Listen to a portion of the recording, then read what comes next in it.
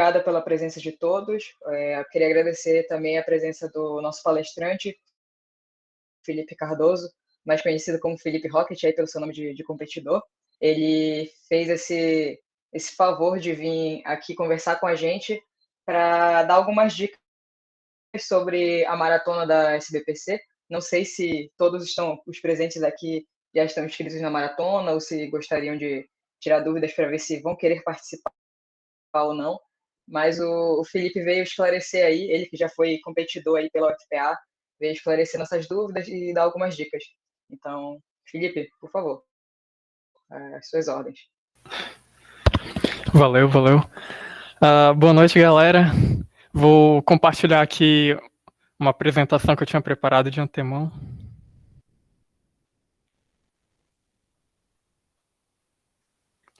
Vocês conseguem ver minha tela aí? Conseguimos ver sim. Tá, beleza. Então, essa é uma apresentação meio atípica para mim, porque normalmente quando eu falava sobre maratona, eu falava no início do ano, né? Então a gente está aí com uma missão de dar algumas dicas para a galera que vai competir ou que está em dúvida se vai competir ou não. Com 18, 19 dias para competição. Então, eu vou tentar ser um pouco mais objetivo aqui, né? No formulário de inscrição tinha algumas perguntas. Eu peguei algumas delas, eu inseri aqui no meio da apresentação também. Mas vai ter momentos ali para quem quiser poder tirar uma dúvida na hora, assim também é tranquilo. Eu vou já comentar aqui quais são os momentos, né? Bom, então, meu nome é Felipe Cardoso. Como a Aline comentou, quando eu competia, meu apelido era Rocket, né? Que a gente tem essa questão de apelido nas competições, mas enfim. A agenda, então, dessa apresentação que eu preparei para vocês. Eu vou falar um pouquinho ali do meu histórico em competições de programação, meu histórico na maratona em si, porque eu não competi só na maratona. Vou falar quem estava comigo na minha jornada, porque não foi uma jornada individual. E bom, a gente vê se fala um pouco mais sobre essa questão de jornada individual ou coletiva mais pra frente, dependendo aí do que o pessoal quiser conversar. E os momentos que a gente vai dar uma parada assim pra ver se tem novas perguntas, é sempre que tiver, tipo, antes da prova vai ocupar aqui a tela inteira.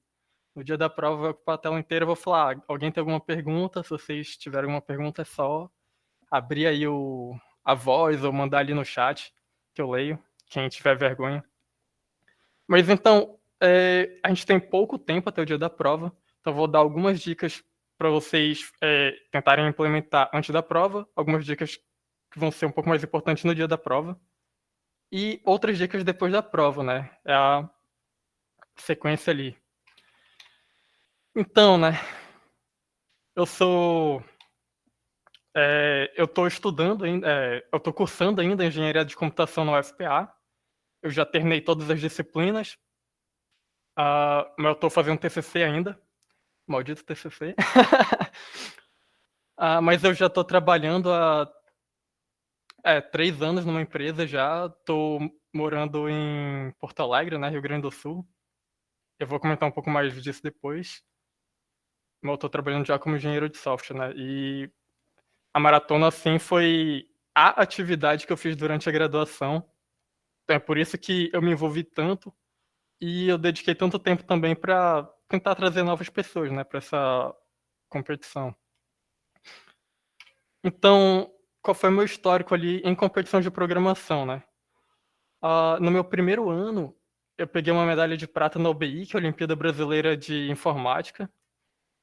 A OBI ela é primariamente ali para o ensino fundamental e médio, mas você também pode participar no primeiro ano da sua graduação, né? Então, quem entra no primeiro semestre vai competir naquele mesmo ano, e quem entra no segundo semestre compete no ano seguinte. Então, você pode até dizer assim que tem uma certa vantagem para quem entra no segundo semestre, porque geralmente os resultados saem no início do ano, né? Então, pô, se a pessoa quer participar, ela vai ter o ano inteiro mais metade do outro ano para treinar, né? Que foi o meu caso. Quando a galera do primeiro semestre entrou no curso, eu também já sabia que eu ia entrar no segundo semestre e eu fiquei ali praticando.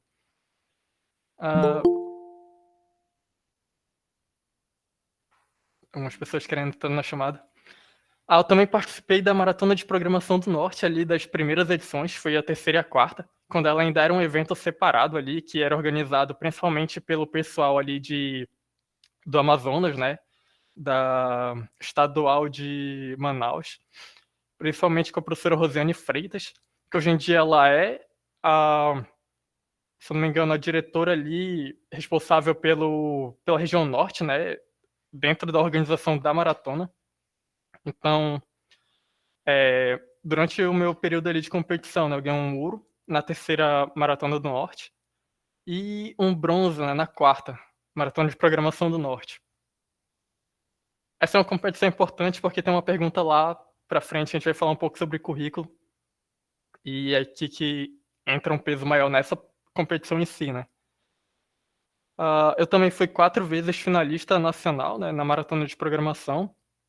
A gente tem um limite ali de participação, acho que todo mundo leu as regras, né? Que você pode participar até 5 vezes da regional, que é ali a inscrição comum, né? Que você participa da primeira fase, pode passar para a etapa nacional, e você tem um limite ali de 2 vezes para ir para uma mundial. Eu não sei como é que tá agora a questão da fase latino-americana, né? Que tem uma nova fase, se eu não me engano, antes de ir para mundial. Mas aí, das 5 participações que eu fiz, 4 eu fui para a final nacional, né? Final brasileira. Foi legal. Comento um pouco mais disso depois. E um dos meus objetivos, enquanto competidor, era bater o recorde de maior quantidade de problemas resolvidos numa final, né? Da maratona de programação. Que o recorde era de 4 problemas em 2009. E foi em 2020 ou 2021 a gente bateu esse recorde com 5 problemas. Então, esse é o meu histórico em competições de programação. Meu histórico na maratona, então, a gente, lá na página da Maratona de Programação, tem uma parte chamada histórico, uma partezinha ali de cima, né, no menu, e tem uma linha bem sucinta, apontando para o site de um professor, que ele fez uma mineração de dados e basicamente trouxe esses resultados aqui compilados para a gente. Então, você pode ir lá, qual é o estado que você está participando, qual é a sua universidade, e se você já participou alguma vez da maratona, vai aparecer o seu nomezinho lá, você pode clicar e ver como foi nessa participação. Então, eu participei desde 2017. Como entrei no segundo semestre de 2017, na semana seguinte praticamente já era a primeira fase da maratona. Então, eu passei o primeiro semestre inteiro procurando membros para a equipe. Eu tinha um, mas precisava de mais um, porque são 3, né? É uma equipe formada por 3 pessoas. E a gente não foi muito bem, né? A gente ficou no rank 180, mas nos próximos anos isso foi melhorando, porque eu fui atrás, né, fazendo algumas atividades de trazer gente para a competição, né, e para minha equipe especificamente. Deixa eu botar aqui o laser. Tá, então, participei basicamente durante toda a minha graduação na maratona.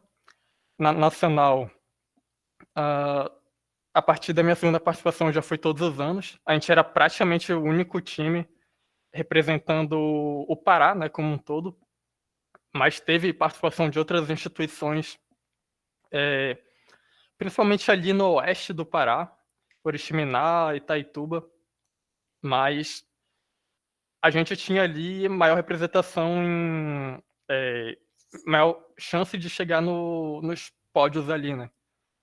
Como eu tinha mostrado ali que a gente chegou no pódio 2 vezes na Maratona de Programação do Norte e tudo mais. Tá. Então, a minha equipe, a formação final foi essa aqui, né? Tá aqui que eu comecei em 2017. Como eu precisava de gente para minha equipe, eu comecei a, basicamente, toda semana do calouro, todo ano, né?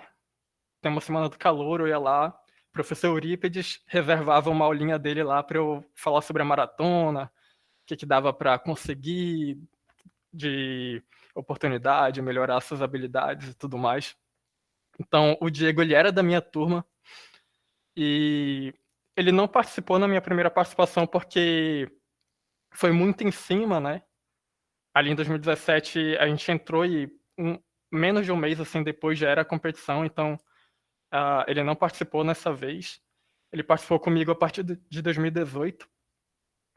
O Jeremias também era da minha sala e ele só foi entrar no time em 2019 porque a gente fazia, eu e o Diego, né? A gente precisava de mais um membro da equipe. A gente fazia aulas de programação competitiva. A gente organizou, tipo, a programação básica, estruturas de dados, algoritmos em grafos e outras coisas. Então, o Jeremias, ele participava ali com a gente, eventualmente ele entrou para o nosso time e foi até o final, né, das nossas participações.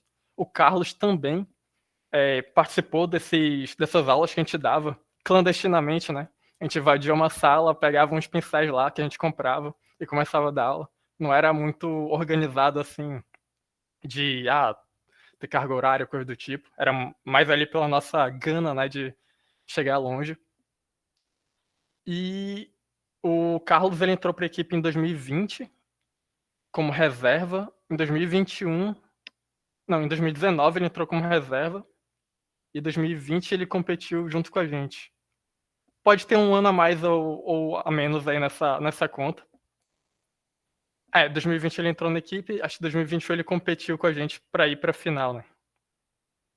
A gente tinha, a partir de certo momento, a gente sempre gostava de colocar de alguma forma grid no nome da equipe, porque era uma piada interna lá, que em determinada competição a gente estava resolvendo um problema, a gente insistiu numa solução com uma estratégia que chama estratégia gulosa ou gananciosa, que são algoritmos assim fáceis de implementar, difíceis de provar. A gente sabia uma solução mais complicada, mas que a gente sabia que ia passar. A gente perdeu uma hora tentando passar uma solução, a gente não conseguiu. A gente tentou a mais complicada, a gente demorou uns 5 minutos implementando, 10, e passou de primeira. Depois de levar um monte de resposta errada para a solução inicial que a gente tinha tentado. Então, foi o ano que a gente decidiu botar o nome da equipe como Grid Demais, que na época tinha um meme chamado Gado Demais, né? A gente fez um trocadilho ali. E daí em diante a gente seguiu com sempre botando Grid no nome da equipe. Até porque essa galera aqui, né, esses rapazes, eram um bando de louco. Então, nosso objetivo era chegar no Mundial. Infelizmente, a gente não conseguiu. Mas a gente estava fechadão, né, com esse objetivo. Então, a gente não queria só viajar, só conhecer novos lugares, novas pessoas. A gente queria chegar na Mundial. Infelizmente, não deu. A vida tem dessas. Mas então, né, o que essa galera que tinha muitos sonhos e poucos recursos, aonde eles chegaram, né? Então, começando por mim, né? Atualmente estou trabalhando numa empresa como engenheiro de software que chama Embiochip. É uma empresa de HFT, basicamente. Para quem não sabe, HFT é High Frequency Trading, ou seja, você quer comprar e vender ativos numa bolsa de valores, né? Então, antigamente tinha um processo muito manual ali de compra e venda, né? Tipo, eu quero comprar, eu quero vender alguma coisa. Hoje em dia é tudo automatizado. O pessoal chama de botar o robozinho, né, para fazer compra e venda. E é um nicho assim onde se usa muito, por exemplo, C++, né? Então, como eu usei C++ durante toda a minha vida de competição ali, era uma das habilidades geralmente pedidas, né, para esse tipo de vaga. Trabalhar com o mercado financeiro e algoritmos de HFT. Bom, o Diego atualmente está trabalhando na Google. Não preciso nem explicar do que se trata, né? É um engenheiro de software lá. Todo mundo já se formou, menos eu. Por motivos de... Eu não rushei a faculdade durante a pandemia. O Carlos atualmente está trabalhando no Mercado Livre e o Jeremias está trabalhando na Rei do Pitaco, né? Que inclusive é uma das patrocinadoras da maratona esse ano. Ele trabalhou comigo, acho que desde o ano passado na Embioship também. A gente estava junto lá, só que em times diferentes. Eu sou do time lá de. Uh, tem um nome que chama Silicon Trader, que é o nome da plataforma, mas a gente implementa as estratégias de HFT, né, para operar na bolsa. E o Jeremias era do time ali de front-end, que fazia o visual da plataforma, né, que é usado pelos clientes. Mas todo mundo CLT, 8 horas, engenheiro de software. Só falta eu me formar, tá todo mundo formado, e é isso. A gente basicamente se deu muito bem, né? Participando da maratona. Então, alguém tem alguma dúvida sobre o que eu falei agora? Não tem muito que, né? A não ser que vocês queiram saber detalhes, assim, de... Talvez não tenha muitas dúvidas, né? Mas 10 segundos aqui.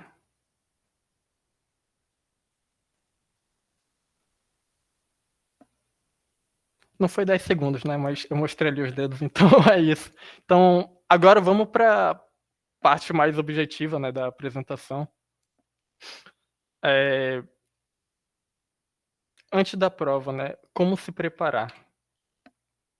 Basicamente, a gente tem um formato bem definido para os problemas. Então, se você abre um problema em uma competição de programação no estilo da ICPC, né, que é a competição que a maratona faz parte. A maratona de programação é uma versão regional aqui no Brasil da ICPC, né, que é a International Collegiate Programming Contest. Então, ela tem um formato bem específico, né? Você tem ali um enunciado, uma descrição de entrada e saída, tem também uma descrição ali do limite de tempo, né, e o limite de memória. Então, o seu programa ele não pode consumir memória infinita, né? Você tem um limite ali de quanto de memória você pode consumir em tempo de execução. Não tem limite de memória do binário produzido se você estiver usando uma linguagem compilada. Pelo menos eu não lembro de ter. E também tem um limite de tempo, né? Então, você não pode mandar uma solução que vai demorar 5 horas para gerar um resultado. Então, geralmente os limites de tempo é tipo 1 segundo, tempo de execução, 2. Problemas que a solução esperada é um pouco mais pesada, vai até 10 segundos, mas acho mais do que 10 já é difícil de ver. Então, a primeira dica é se acostumar com esse formato de problema. Vocês não vão, durante a maratona de programação, implementar um projeto de software, né? Vocês não vão pegar requisitos, vocês não vão fazer nada disso. O problema vai estar ali, a solução geralmente vai ser entre 10 e 100 linhas. Vocês não vão importar nada, né, de pacotes, vocês não vão ter nem acesso à internet durante a competição. Então, a primeira dica é essa. Se vocês nunca resolveram um problema, né, numa plataforma, tem aqui algumas plataformas para vocês praticarem. Minhas recomendações aqui, principalmente Naps Academy, porque além de ter problemas para vocês praticarem, nesse formato que eu estou falando aqui, ele também tem uns cursos lá. Alguns são gratuitos, outros são pagos. Geralmente eu uso só os gratuitos mesmo. Mas tem lá o conteúdo assim, de programação básica para competições, né? Que não é diferente, a programação básica não vai ser diferente do básico recursos de linguagem que a gente aprende na disciplina de programação. O negócio é que a gente vai estar vai ser muito mais prático ali no sentido de você tem um limite de tempo, você tem que obedecer um limite de memória e testar ali sua lógica, né, de programação, se você consegue construir os algoritmos, usar estruturas de dados corretas e por aí vai. Então, minha recomendação principal, Naps Academy, para praticar.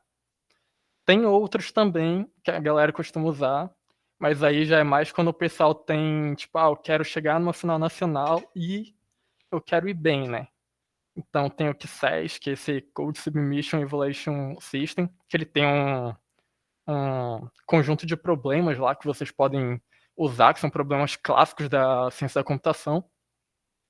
Tem Etcoder também, que é um site que regularmente, toda semana ou a cada 2 semanas, tem competições individuais, né?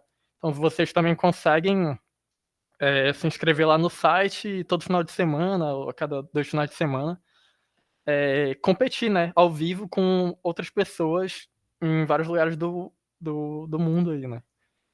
E tem o Code Forças, que ele é muito conhecido assim para quem já está mais dentro da comunidade, porque é uma plataforma bem mais robusta, digamos assim, porque lá você pode criar grupos, você pode fazer virtual de competições passadas. Virtual é você meio que rodar a competição como se você estivesse participando na hora, né?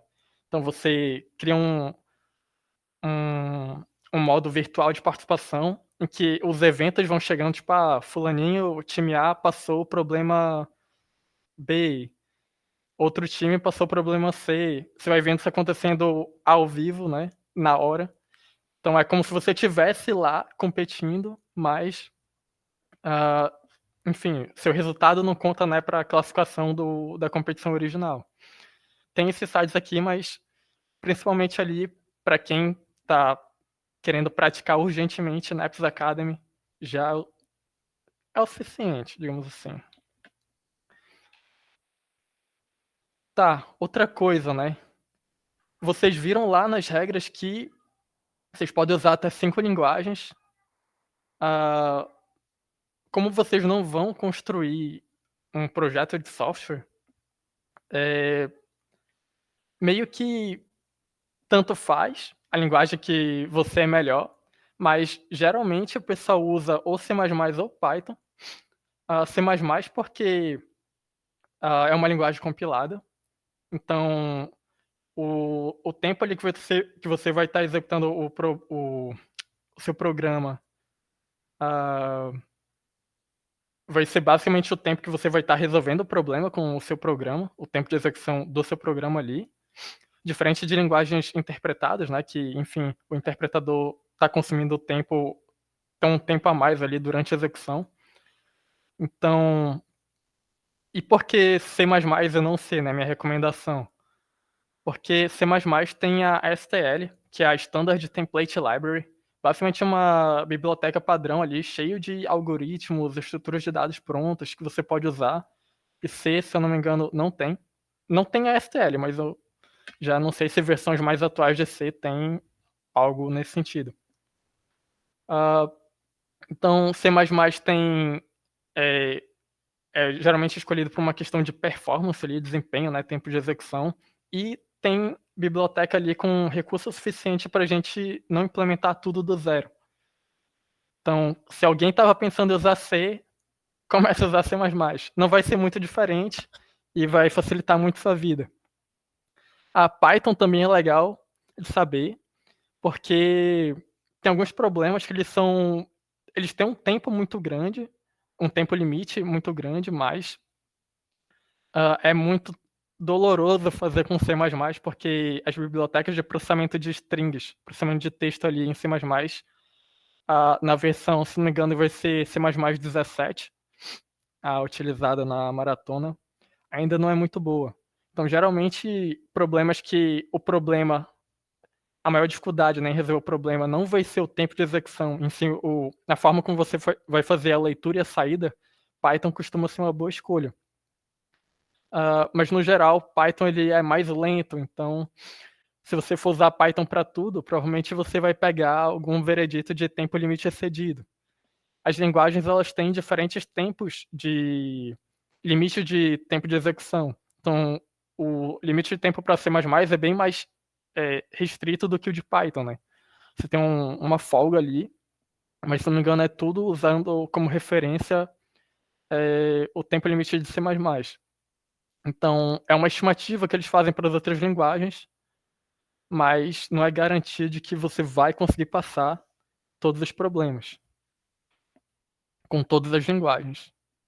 Mas minhas recomendações aqui são essas, né? C++ e Python.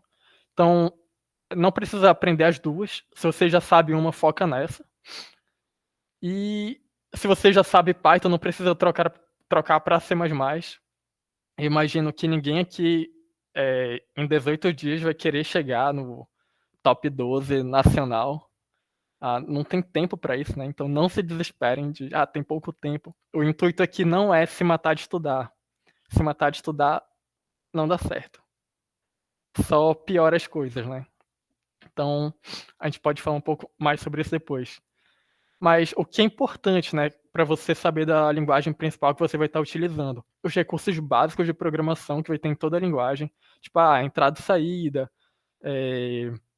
estruturas de controle de fluxo, que é o if else, switch, estruturas de repetição, que é um while, for e tudo mais, saber o que são funções, saber usar funções recursivas, e estruturas primitivas ali, né, como arrays, enfim. Então isso aí é recurso básico que vai ter em toda a linguagem. Mas agora cada linguagem vai ter ali sua biblioteca padrão. Então, como eu comentei de C++, a gente tem a STL, então a gente tem algoritmos prontos, a gente tem estruturas de dados prontas para a gente utilizar, só fazer um include lá no nosso programinha. E Python tem também várias que eu não conheço muito bem, então não vou citar nomes.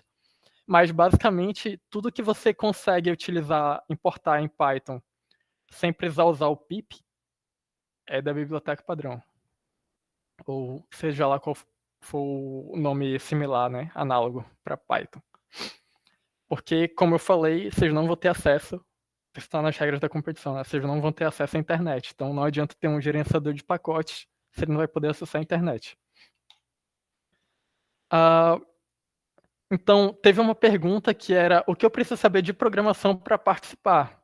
Então, para participar, você precisa saber, é uma pergunta um pouco subjetiva, mas pelo menos os recursos básicos da linguagem, que é aquilo, as estruturas básicas, né? Tipo entrada e saída, estrutura de controle de fluxo, repetição, funções recursivas, e saber algoritmo, né? Lógica de programação. Então, você tem uma ideia, você viu um problema, você, caramba, eu sei como resolver esse problema. Você tem que saber traduzir as suas ideias em código, por meio de algoritmos, né? Então, o mínimo que você precisa é lógica de programação e saber o que a linguagem te oferece ali, né? A sintaxe ali da linguagem para implementar suas ideias. É o mínimo. Mas, voltando aqui, né? Se você também tiver um conhecimento de o que já tem pronto para você não reimplementar as coisas, né? Não reinventar a roda, melhor ainda. Então, pelo menos isso, eu espero ter respondido essa pergunta, mas a gente pode voltar nela depois. A outra dica é que o que eu comentei antes sobre você tentar chegar longe sozinho não dá certo, é porque a gente está num contexto de a gente não tem tanto incentivo, enquanto outras universidades têm grupos dedicados, tem bolsa para a galera praticar, dar aula entre si, né, criar competição. A gente não tem estrutura nenhuma, basicamente, né? Então, por exemplo, os resultados que eu consegui com a minha equipe foi muito suor e sangue, né, basicamente. Muitas noites sem dormir. Durante toda a graduação eu estava estagiando, então uma dúvida que é muito frequente que é como conciliar, né, graduação com a participação na maratona. E no meu caso eu estava conciliando graduação, participação na maratona e estágio, né? Porque eu não tinha grana, né? Minha família não estava bem financeiramente. Então, basicamente, o que acontecia, né? Só comentando, já que eu falei disso. Se forem falar com a galera que estudava comigo na época, geralmente eles vão ter uma foto minha dormindo. Que o que acontecia? Durante o dia eu estudava, o dia ou a tarde, dependendo do semestre, né? Que às vezes ficava bagunçado. No turno contrário, eu estava estagiando e à noite eu estava treinando para maratona. À noite barra madrugada, né? Então, quando eu dormia, né? Essa é a pergunta. Quando eu dormia? Eu dormia na aula. Era o que dava para fazer, né? Minhas prioridades ali. Nunca tirei um regular, então não apontei o dedo para mim, por favor. Mas não tem como ter essa dedicação que eu tive. Eu tinha um objetivo ali muito. Eu tava olhando muito no alto, né? E, tipo, fazendo vários sacrifícios ali. Não é uma rotina saudável para vocês terem. Por isso eu falei, em 18 dias não é para se matar de estudar. Isso não vai resolver praticamente nada. Vocês podem adoecer, vocês deixarem de comer, se vocês deixarem de dormir, vocês podem ah, prejudicar a saúde de vocês, né? Então, vamos com calma. O trabalho, o estudo, ele é muito mais coletivo do que individual, né? Vocês possivelmente não vão chegar muito longe se vocês só pensarem no umbigo de vocês. Então, por que eu digo isso, né? Primeiro, vocês vão ter dúvidas, né? Vocês vão resolver um problema, vocês não vão saber como resolver esse problema. E ou vocês vão procurar na internet, ou vão tirar dúvida com alguém. Então, os dois casos, você precisa ter alguém que fez algum esforço para lhe ajudar, né? Seja alguém que postou a solução na internet, ou alguém que foi lá e tirou essa dúvida, né? De como resolver aquele problema. Então, para isso, tem grupos na internet. O Neps Academy ele tem um Discord, um servidor lá no Discord que vocês podem tirar dúvidas. Tem muita gente lá, apesar de geralmente ter uma galera assim do ensino médio, fundamental, tem também gente da maratona lá. Tem um grupo no Telegram nacional ali, que tá até o linkzinho aqui, né? Que é só sobre a maratona de programação e é do Brasil inteiro, então vocês podem ir lá perguntar, tipo, tem esse problema na plataforma X, na plataforma Y, manda o link, explica lá, né, até onde vocês chegaram e se alguém pode dar uma ajuda. E também tem o Discord do GEMP. O que é o GEMP, né? O grupo de estudos para maratona de programação que a gente tem na UFPA. Era um servidor ali no Discord que eu gerenciava, junto com o pessoal da minha equipe, durante a graduação. Só que como agora todo mundo já se formou, e eu basicamente não tenho tempo para gerenciar nada, eu passei a bola, né? Então tem lá o pessoal que tem um time, né, que tá competição em 100 balões. Então tem o Rafael, tem o Nilson, tem o Domini. Também tem o Gabriel, que ele participou de um projeto comigo. Podem chamar esses caras aí para tirar uma dúvida também. Então, peçam ajuda. Quando vocês tiverem alguma dificuldade, peçam ajuda. Não tentem, não sejam tão orgulhosos. Na minha primeira equipe, tinha um rapaz que ele era muito orgulhoso. Ele queria. Sempre que ele enfrentava uma dificuldade, né, na hora de resolver um problema, ele não aceitava ajuda. Então, eu não sei porquê, mas, tipo, ele queria redescobrir todos os algoritmos que já foram descobertos na história da ciência da computação, né? Pelo menos no primeiro momento. E ele desistiu porque, na prática, isso não tem como ser feito, né? Tipo, a gente está construindo conhecimento em cima de conhecimento. Se você vai querer refazer tudo do zero, você só vai se frustrar cada vez mais. E então, nessa parte aqui da apresentação, a dica é essa, né? Peçam ajuda sempre que vocês tiverem uma dificuldade, faça ali o esforço. Quanto tempo eu me dedico a resolver um problema? Sei lá, 40 minutos, 1 hora. Se você não progrediu, pede ajuda. Chega num desses canais aqui, manda o link, explica até onde vocês foram e é isso. Então isso aqui é muito importante. Na minha trajetória inteira, eu não era, tipo, alguém foda. Eu estudei muito, eu me dediquei muito, mas muita gente me ajudou durante todo esse processo. Eu usei esse grupo aqui do Telegram mais do que ninguém. Eu enchi o saco lá. Em determinado momento eu queria resolver problemas difíceis, aí poucas pessoas podiam me ajudar, mas eu tava lá perguntando. E, enfim, né? Muita gente me ajudou, eu não cheguei aqui sozinho. Meritocracia é uma mentira, basicamente. A gente não parte dos mesmos pontos de partida e a gente não chega onde a gente chegou sozinho, né? Sempre tem alguém ali ajudando a gente. Então, né? Agora, se tem uma coisa que eu acho que vale a pena se dedicar a estudar com o tempo que falta para a competição, é análise de complexidade de algoritmos.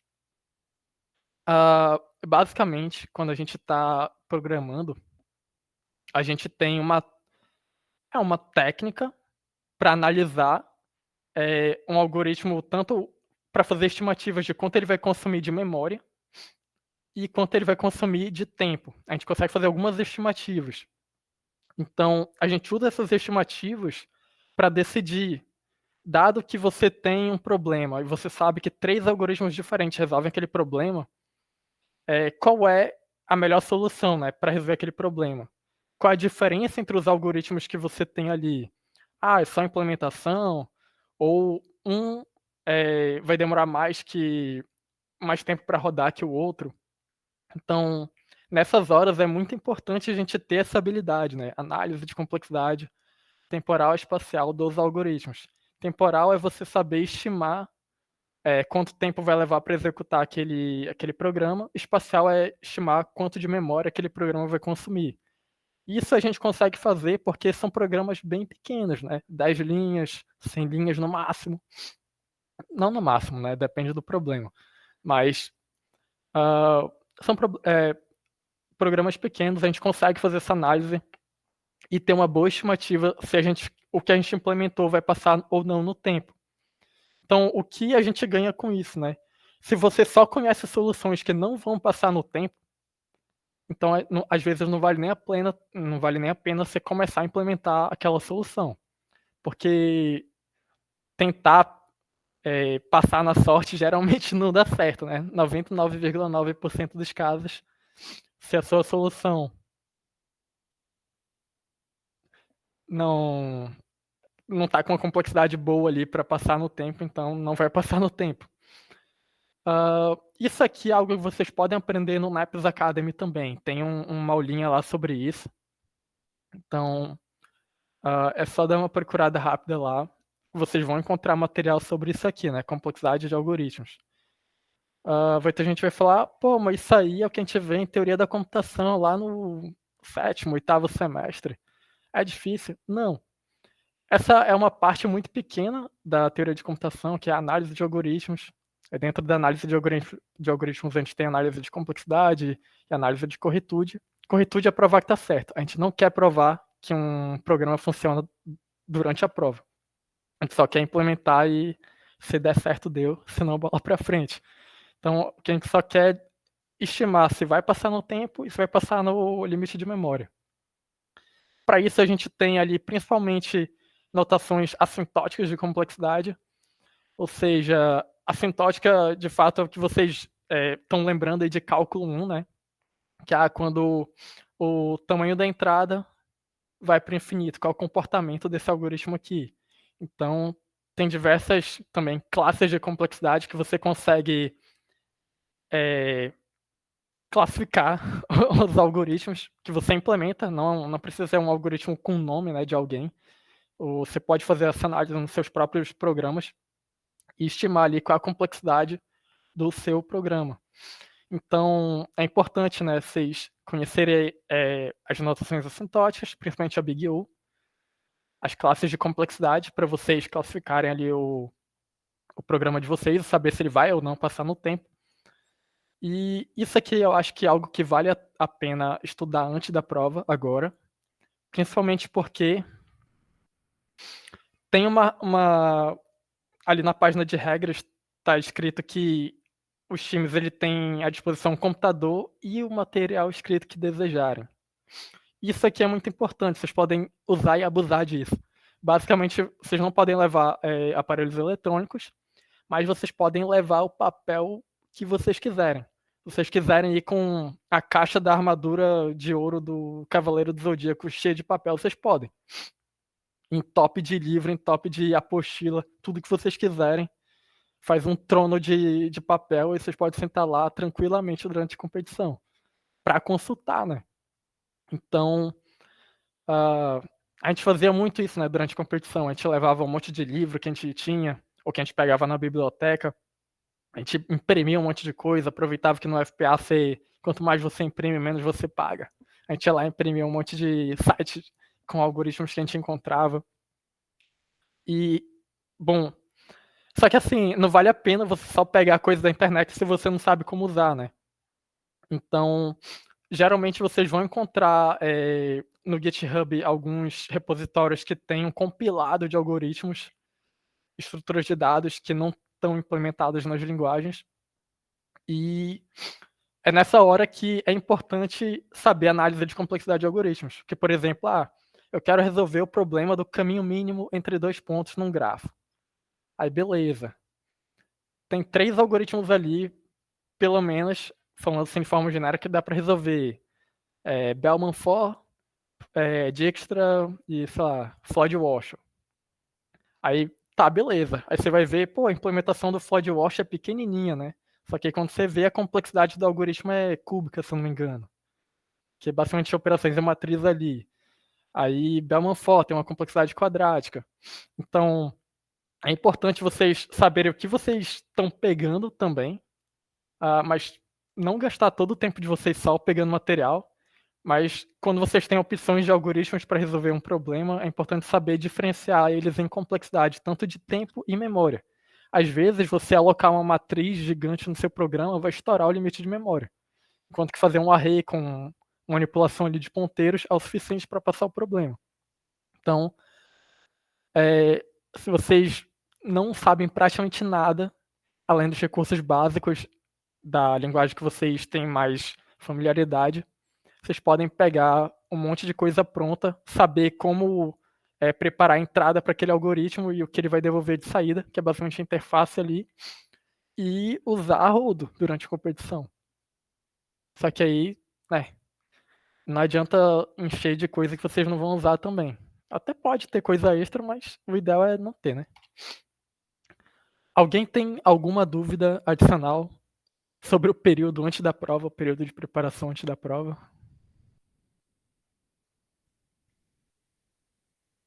Vou botar aqui 5 segundos para alguém mandar alguma coisa.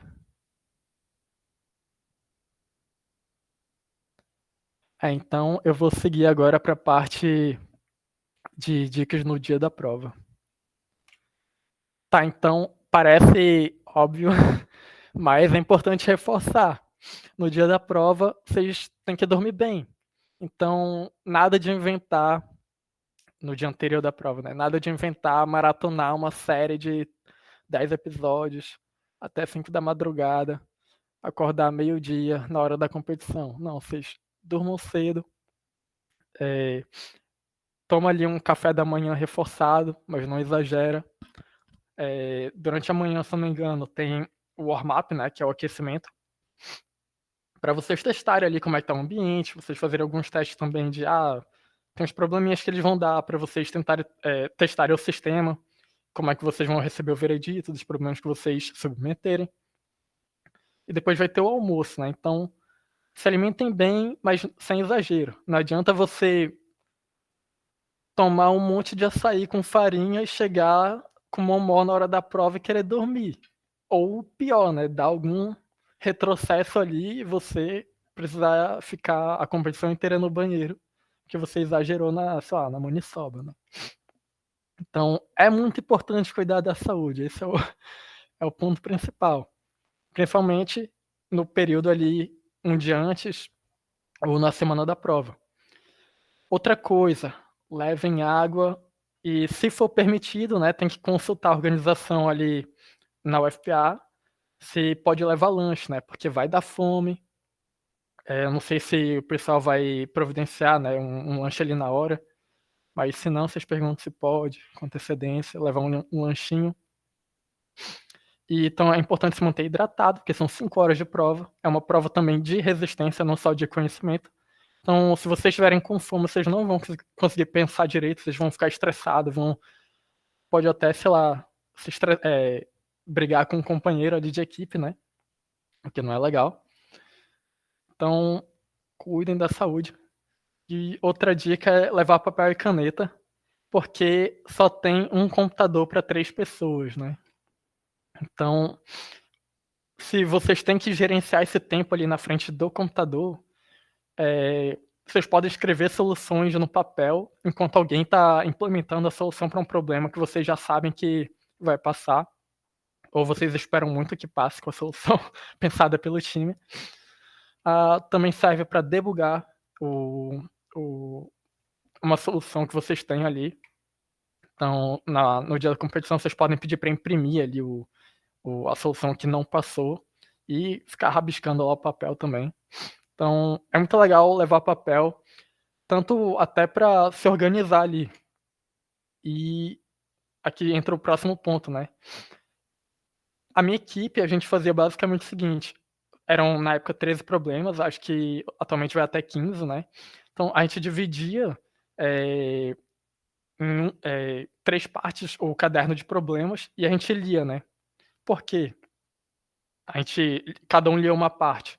Porque sempre vai ter um problema mais fácil durante a prova, que é o problema que é para todo mundo passar. Você só precisa saber, programas são os recursos básicos da linguagem que você tem ali à disposição e, no máximo, uma coisa ou outra da biblioteca padrão.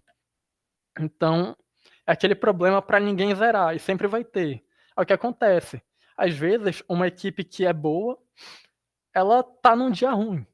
Então, ela passa o problema mais fácil depois, ou ela não passa nada, ou, enfim, demora muito para passar o próximo problema.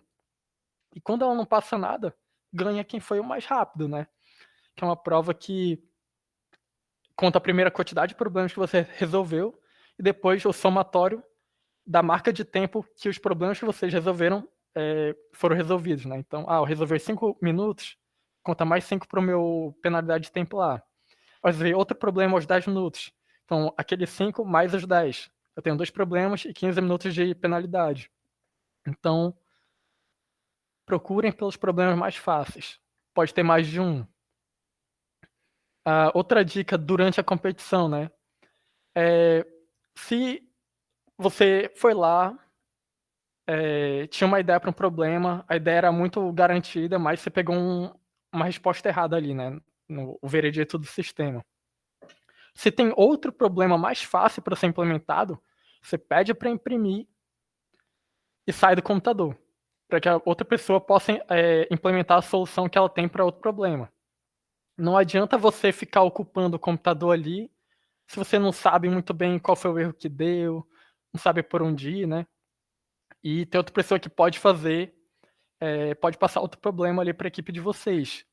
Mas se vocês só têm essa solução, junta todo mundo e foca em tentar achar qual foi o problema da solução. E vocês podem pedir para imprimir também, e cada um tem um papel na mão com o mesmo programa e tentar olhar por diferentes perspectivas ali o programa, né? Não precisa também ficar todo mundo em cima do computador. Vocês podem pedir para imprimir sempre que é necessário uma solução que não passou, né? Porque o que passou vocês não vão nem olhar mais. A outra coisa é que, se vocês forem ver ali na parte de recurso, os recursos do ambiente, alguma coisa assim no site da maratona, vai ter ali quais ideias são permitidas, né? Então vai ter ali um VS Code, um CLI, um IntelliJ da JetBrains. Então usem as ideias, elas vão ter algumas extensões para permitir um highlighting ali do destaque, né, das palavras-chave da linguagem que vocês vão estar usando. Então, e possivelmente elas vão ter um debugger ali, né? Então, se possível, testem as extensões e com os programas vão estar habilitados ali na IDE, que vocês vão ter disponível durante a competição, para também, é um problema que vocês estão pegando em tempo de execução, é mais fácil pegar isso aqui usando o debugger na IDE do que simular o algoritmo na mão, né? Então, usem o que vocês tiverem disponível para usar. Vocês podem ver lá na página da maratona qual é o ambiente computacional que vocês vão ter à disposição de vocês. Aí, como eu falei ali, organizar as ideias no papel é sempre uma boa ideia. Tinha uma pergunta que era, sendo apenas um computador por equipe, você recomenda alguma estratégia de divisão de tarefa entre os membros durante a competição? Durante a competição, acho que é basicamente isso que eu falei, divide ali em 3 partes o caderno de problemas, cada um lê uma parte, para achar o problema mais fácil primeiro. Eu também costumava usar com a minha equipe um papel só para a gente falar, problema A possivelmente é grafos, problema B é uma solução específica, que a gente chamava de ad hoc. Problema C é estrutura de dados com uma estrutura X. Então a gente também categorizava, né, classificava ali os problemas e sempre que a gente terminava de ler o nosso intervalo ali de problemas, a gente ia pro próximo, né? Ali é o da direita ou da esquerda, tanto faz. E quando a gente bota essas classificações preliminares, alguém da equipe que tem aquela habilidade pode olhar, opa, eu sou bom com grafos. Então, se tem um problema de grafos no intervalo de problemas do meu colega, eu vou ler aquele problema e ver se eu consigo resolver. Então, essa era uma das nossas estratégias durante a competição, né? E é basicamente isso, estratégia de divisão de tarefas durante a competição, né? Tinha outra pergunta que era como programar em equipe, né? Como manter o foco. Bom, vocês vão ter, né, um computador para 3 pessoas. Então, o tempo na frente do computador é muito importante. Uma parte dessa pergunta já está respondida, porque eu falei ali sobre se você vai debuga fora do PC, se a equipe concordou que uma solução tem mais chance de passar, bota na frente, abre um novo arquivo ali na IDE e implementa, mesmo que o cara já esteja implementando uma solução lá pela metade, se for mais rápido, né? Se não continua. E como manter o foco? Tá com a saúde em dia é muito importante para manter o foco. Se vocês estiverem com fome, vocês vão começar a perder o foco. Vai ter o estresse ali de ter os outros competidores ao redor de vocês ganhando balão, né? Porque cada problema que é passado, o time ganha um balão.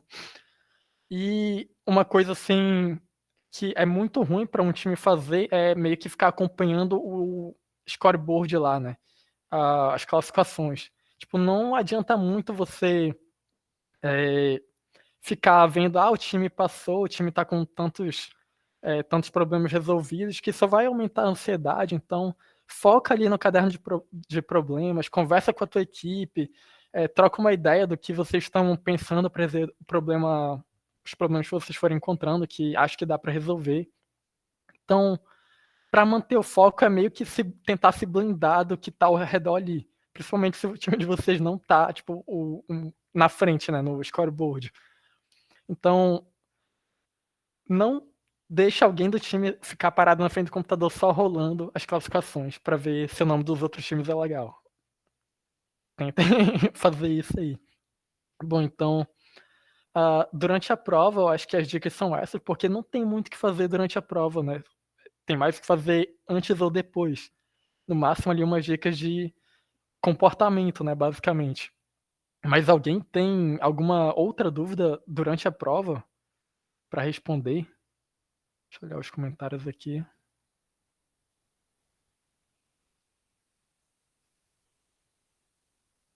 Ó, falaram aqui que vai poder levar lanche no dia da competição, hein? Então reserva ali essa batatinha bem barulhenta para atrapalhar os outros times. Brincadeira, né? Não vai sujar os dedos para melar ali todo o setup. Mas enfim, leva ali algo que não vai prejudicar a saúde de vocês durante a competição, né? Leva garrafinha de água, só um isotônico se precisar, um Monster ali.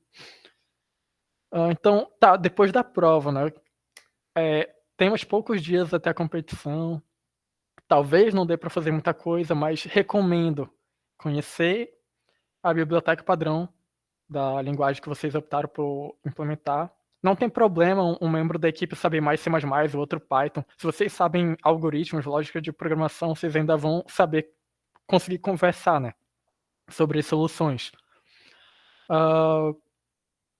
Durante a competição não tem muito o que fazer, além de se ligar na parte comportamental, né, de ter paciência.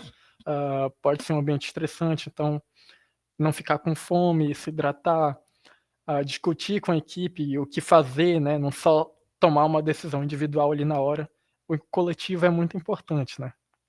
Inclusive, eu só cheguei tão longe porque o nosso foco era sempre no coletivo, né, e não, tipo, o cara individualmente é muito bom.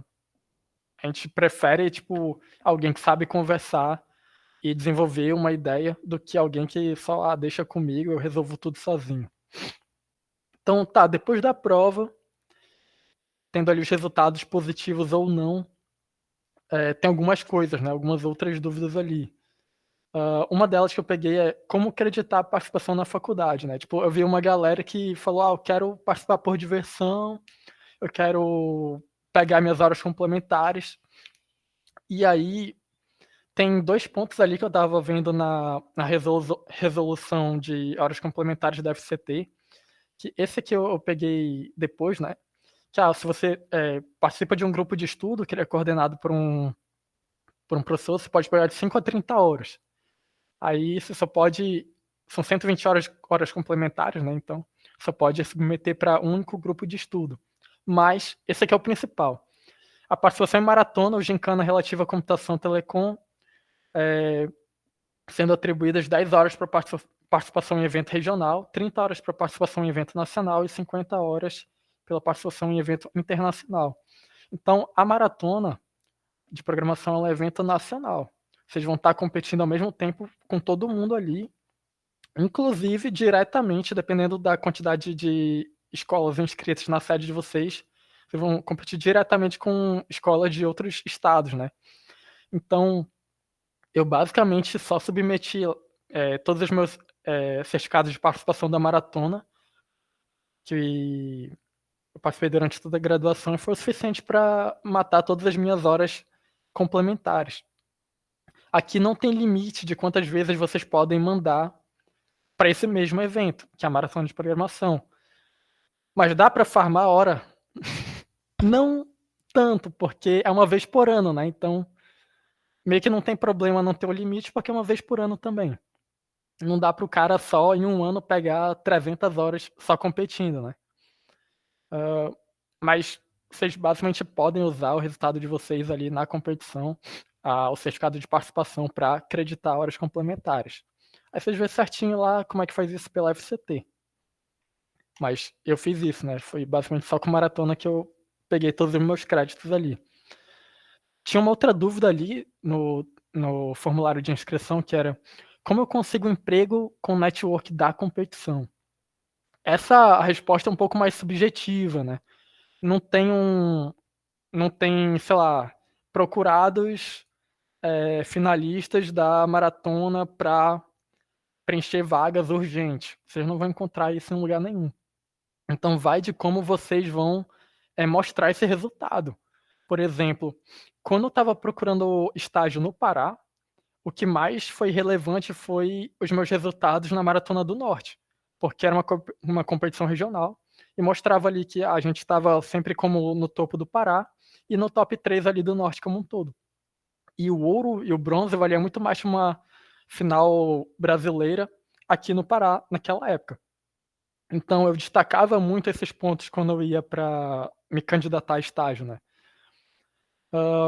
Também, se você vai para a competição, aí tem outras instituições participando da competição, você pode trocar uma ideia tanto com os alunos competidores, tipo, bora fazer alguma coisa pela internet, entrar num grupo para treinar junto, coisa e tal, ou até mesmo com os professores. Na etapa estadual é um pouco mais limitado, porque todo mundo já se conhece em Belém, né? Para quem vai participar em Belém. E dificilmente eu vi um time de uma cidade muito distante para competir nessa sede daqui. Mas pode acontecer. Então, é um pouco mais limitado na fase estadual, mas na fase nacional tem empresa patrocinadora, tem evento dos patrocinadores, tem processo seletivo específico para competidores na maratona. Então tem um standzinho, tipo, aplica para vaga aqui na nossa empresa, tem brinde. Isso quando vocês passam por uma final brasileira, né? E vocês podem conversar com gente de todas as instituições do país, porque vai ter pelo menos uma instituição de cada estado na final brasileira. Então, a final brasileira é o momento para fazer network, né? Pegar o contato da galera, ver se tem como treinar junto, conseguir oportunidades de mestrado ou outra pós-graduação em universidades fora do Pará, principalmente quem tem uma dificuldade, né, de entrar em contato com essa galera. Então, às vezes as oportunidades surgem só por vocês estarem ali, né? É um momento de oportunidade, né? Um local que tem oportunidade. Então já ocorreu assim da gente estar num evento da maratona, não lembro qual ano, e um professor da Unicamp chegar falando com a gente: vocês não querem fazer um mestrado aqui na Unicamp e tal. Isso a gente conversando lá, tipo happy hour, né? Comes e bebes, em um evento, que sempre tem um evento também. Então é muito legal, a maratona proporciona isso pra gente, né? Quando a gente chega lá. Aí eu vou falar um pouco mais sobre como chegar lá depois. Mas aí, só continuando aqui a pergunta, né? O resultado positivo da competição vale para o Lattes, LinkedIn, currículo? Lattes não, porque o Lattes é basicamente produção científica ali que você coloca, mas o LinkedIn sim, e currículo também, né? Você coloca ali suas conquistas, suas participações em competição de programação, e se o resultado for mediano, dá para deixar ali como quem não quer nada, mas se você puder embelezar o resultado, melhor ainda. E se você de fato conseguir chegar longe, ou se você tiver uma participação regional mais forte, isso melhora muito, né? Todos os estágios que eu consegui durante a minha graduação não foram porque eu era um aluno da UFPA para instituições de fora, né? Ou porque meu histórico era bom dentro da UFPA. Geralmente era porque eu participava de competições e de programação, né, a maratona, que tem um caráter muito prático, né? Então a gente tem muita noção de fundamentos da computação que é importante em todo lugar, basicamente.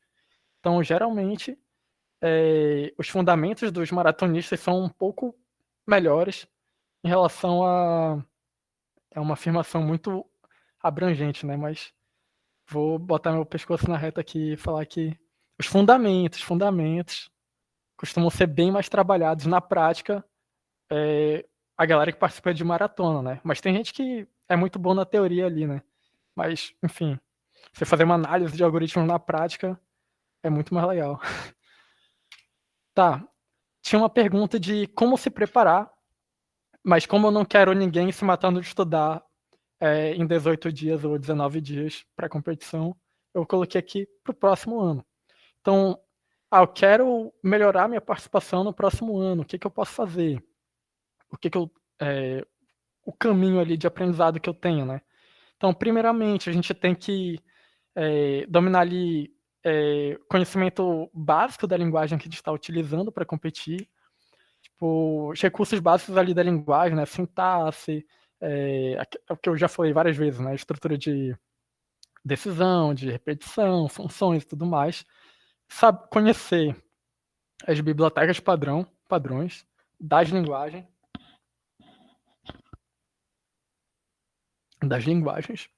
Isso aqui é o que a gente chama de programação básica, né? Você saber usar a linguagem, compilar um programa, rodar um programa, e as bibliotecas padrões ali.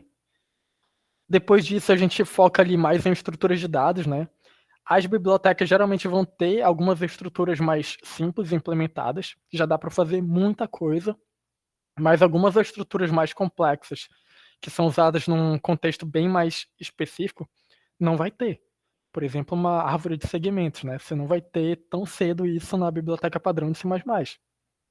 Então, a gente começa a estudar ali estruturas de dados, como implementar as nossas estruturas de dados e ter noções ali de como usar essas estruturas de dados para organizar os dados eficientemente e garantir a complexidade ali dos algoritmos que a gente está implementando, né? Então, a gente passa por esse estudo aqui de estrutura de dados. Esses outros dois tópicos aqui são um pouco mais específicos também, né? Dá para estudar em paralelo, que é paradigmas de resolução de programa. Então, tem formas, digamos assim, como é que eu posso falar? Metódicas, ou, enfim, tem um passo a passo que você também pode fazer para chegar na solução para um problema, né? Tipo, como você tem um problema, como é que você chega na solução? Não é tipo como você encontra a solução para aquele problema, e sim quais passos você faz até chegar numa solução, seja ela qual for. Então a gente estuda isso aqui também, tipo, que abordagem utilizar para tentar chegar numa solução. A gente exaure as possibilidades ali, que são poucas, né?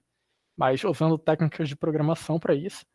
E algoritmos de grafos são, basicamente, a gente tem os grafos, que são uma ferramenta muito poderosa para modelar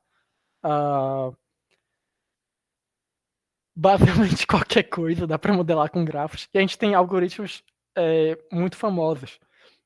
Então, é onde a gente mais vai ver, tipo, algoritmo com nome. Floyd-Walsh, ou Bellman-Ford, Dijkstra, Kruskal, o algoritmo de Prim.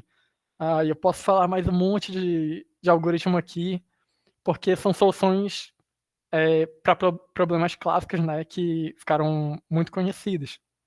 Então, é onde mais a gente começa a ver nomes de algoritmos, né, famosos e tal. Isso aqui dá para estudar em paralelo.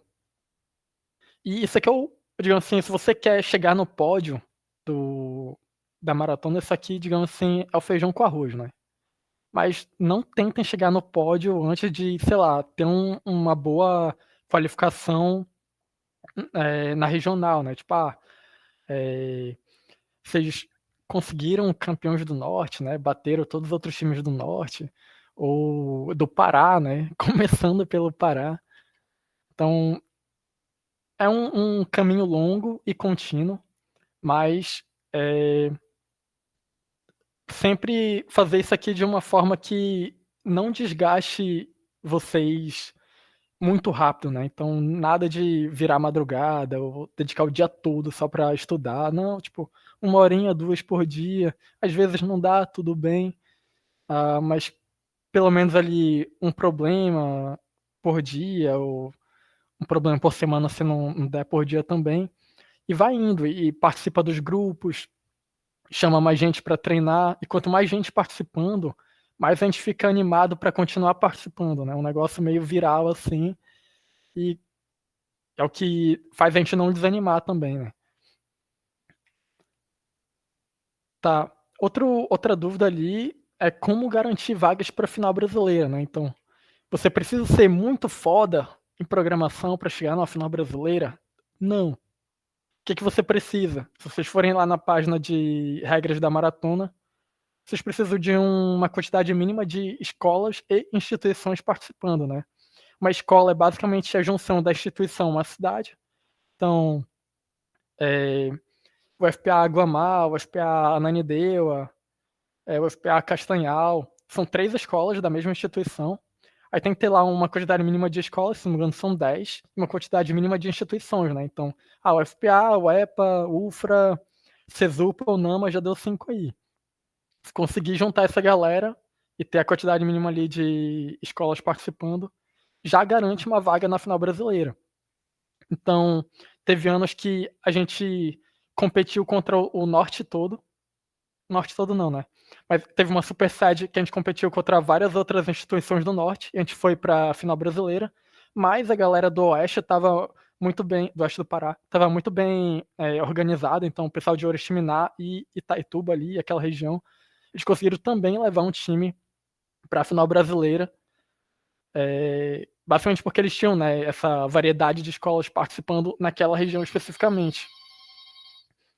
Então, vai muito de chamar outras pessoas para participarem e, claro, né, dentre essas escolas participantes ali na mesma sede, vocês têm que se destacar. Mas é bem mais fácil se destacar em Belém do que se destacar no norte todo. Ou pegar sedes do país todo para competir junto. Então, não é fácil fazer isso aqui, porque não tem como você convencer as pessoas a participarem assim, tipo, não, só vem e tal. Tem essa dor de cabeça de fazer inscrição, de preparação. Então, a longo prazo, o que eu recomendo é quem gosta de participar da maratona, quem pretende participar novamente, se envolver em coisas mais básicas assim, de vou. Tem professores que são favoráveis, né? Eles incentivam os alunos a fazer projetos por si só, geralmente ali apoiando com a burocracia, né, em relação institucional. Então, por exemplo, Eurípides já me ajudou muito durante a minha graduação, o professor Aldebaro também. Às vezes ele não tem tempo, mas ele fala, olha, se tu quiser, eu resolvo aqui a burocracia e tu bota aí a parte prática.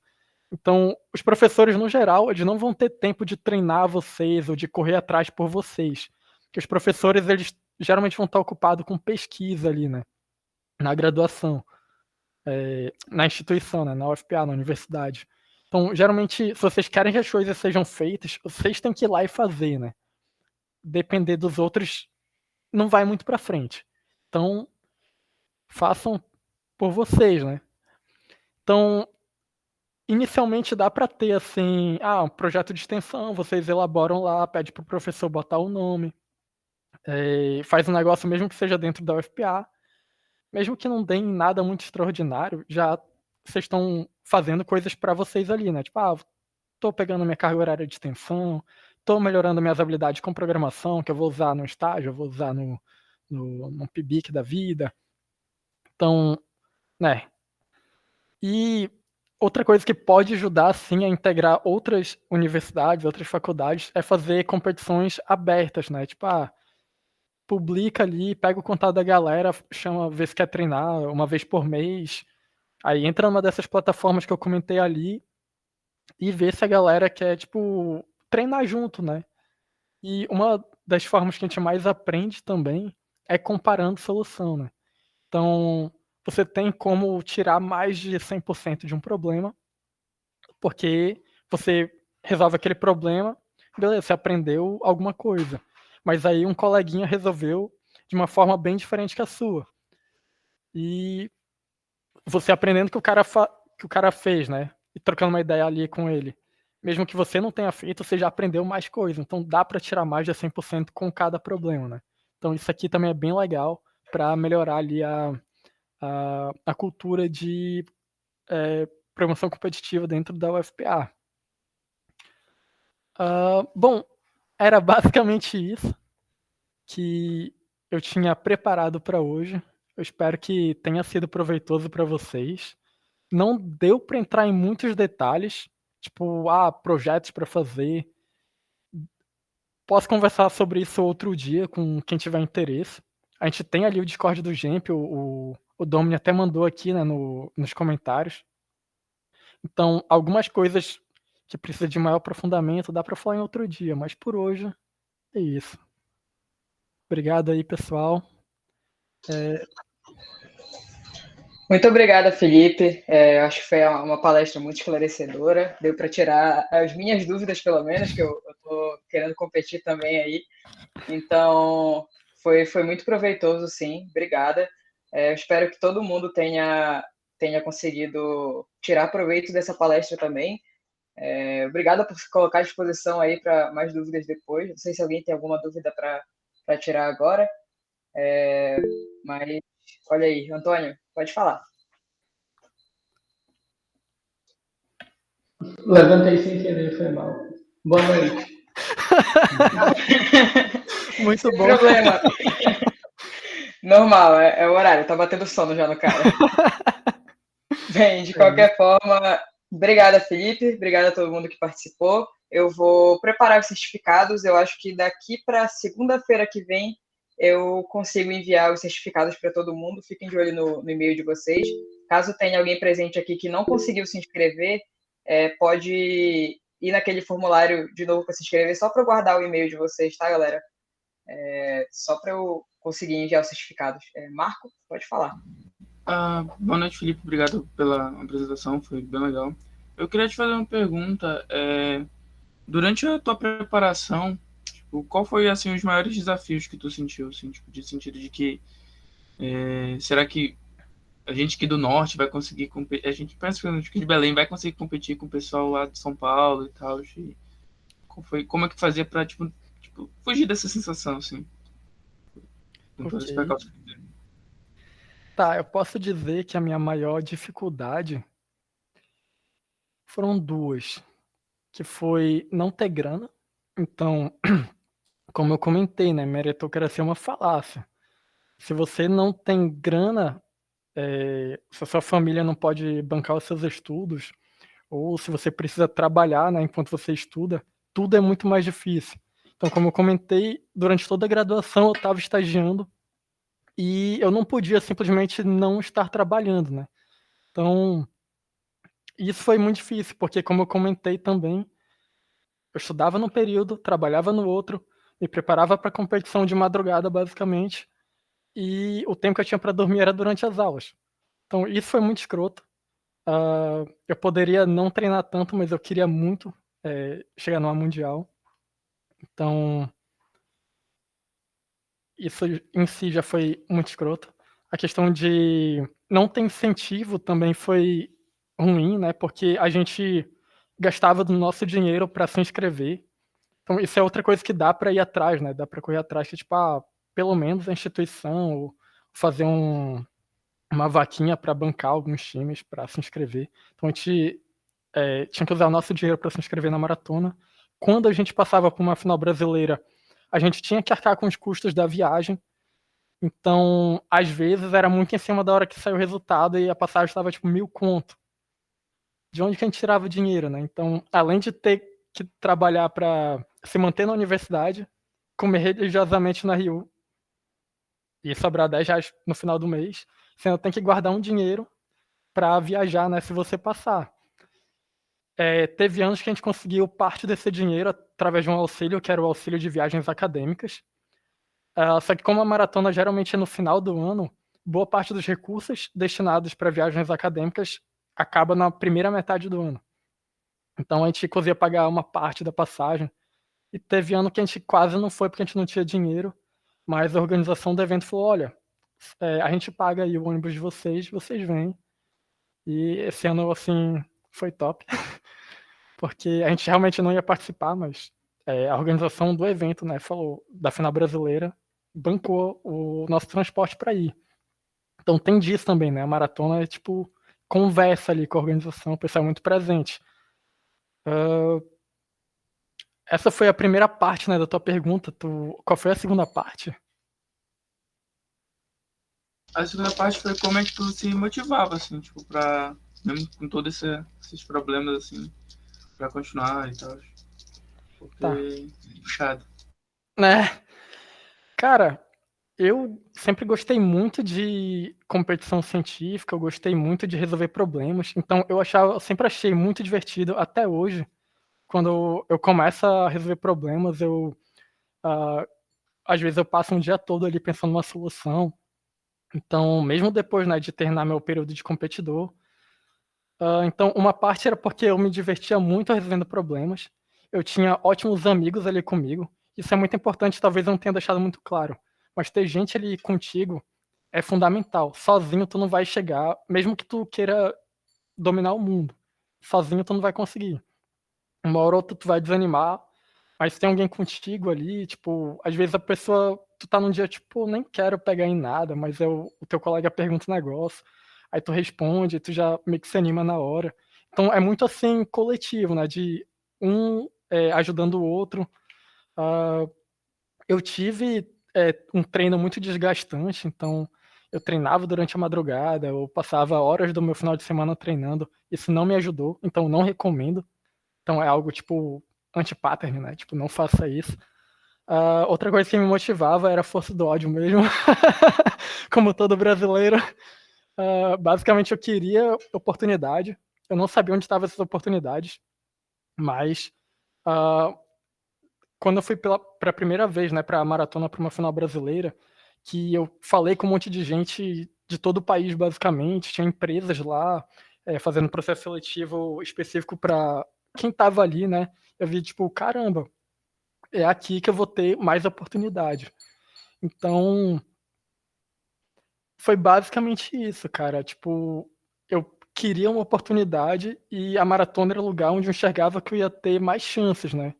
Justamente porque eu tinha uma equipe ali boa comigo, né? Que são os meus melhores amigos. Até hoje a gente tem o nosso grupo lá.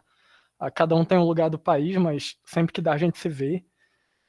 E, né, cara, quando faltava, tipo, apoio institucional, era basicamente nós mesmos nos apoiando ali. Então, ter um grupo é fundamental. Ter um coletivo ali, né, é fundamental.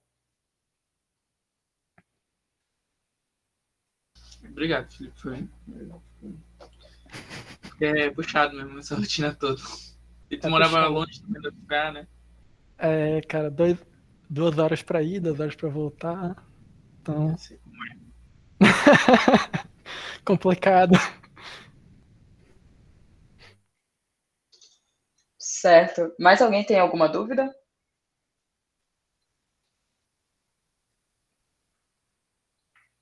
Bom, nesse caso, mais uma vez, obrigada, Felipe, obrigada a todo mundo. Acho que podemos nos despedir aqui. Então, boa noite, galera. Até mais, até uma próxima. Boa noite, pessoal. Boa noite.